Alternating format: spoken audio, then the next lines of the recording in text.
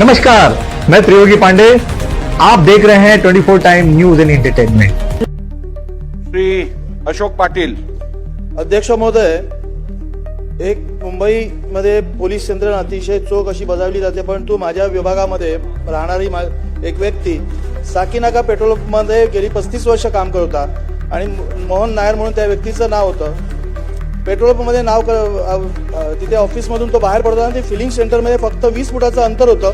समोर एक टेम्पो उभा होता। हा टेम्पो ती व्यक्ती त्या तिथून बाहेर पडताना तो टेम्पो अशा प्रकारे स्पीडमध्ये चालवून त्याला उडवण्याचा प्रयत्न केला आणि उडवण्याचा प्रयत्न करता त्या व्यक्तीने थोडा जोरात चालून पुढे गेल्यानंतर त्यांनी पेट्रोल पंपचं फिलिंग सेंटरही उडवलं, परंतु त्या व्यक्तीला मात्र त्या टेम्पोच्या मध्ये भागात घेतलं आणि जवळ 20 ते 30 फूट अंतरावर ती व्यक्ती उडाली गेली आणि तिथून ती उडाल्यानंतर त्या पेट्रोल पंपामध्ये तिथल्या कर्मचाऱ्यांनी त्या ड्रायव्हरला ताब्यात घेतलं आणि स्वतःच्या कॅबिनमध्ये ठेवलं आणि हा ड्रायव्हर ज्याचं नाव होतं हजमल म्हणून, तो 20 वर्षाचा मुलगा आहे, त्याला ताब्यात घेतलं आणि त्याला ताब्यात घेतल्यानंतर साधारणतः 15 ते 20 मिनिटांनंतर पोलीस यंत्रणेचे अधिकारी PSI ज्ञानेश्वर पाटील हे तिथे उपस्थित झाले। त्यांच्या ताब्यात ती व्यक्ती दिली गेली आणि ताब्यात गेल्यानंतर त्या नायर या व्यक्तीला हॉस्पिटलमध्ये नेले। तिथून तो गंभीर जखमी होता। त्याला आता भांडूपच्या नौकार हॉस्पिटलमध्ये आणले। तो आजही 6व्या दिवशी कोमात आहे।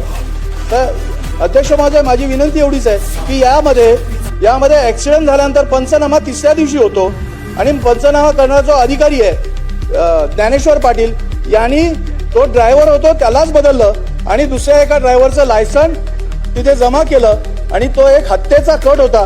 हे निदर्शनास आजही येत आहे। माझे सगळे रेकॉर्ड या पेनड्राईव्हमध्ये आहेत आणि या पेनड्राईव्हमध्ये रेकॉर्ड असताना त्या पेट्रोल पंपवर CC कॅमेरा लावलेले होते आणि या CC कॅमेरामध्ये त्या नायर या व्यक्तीची हत्या करण्याचा प्रयत्न दिसतोय आणि अशा परिस्थितीमध्ये PI ज्ञानेश्वर पाटील यांनी आरोपीच बदली केला आणि तिथे पोलीस स्टेशनमध्ये तिथे काही तिथले मध्यस्थी मंडळी आली, त्यांचे या इथे फोटोग्राफ्स आहेत।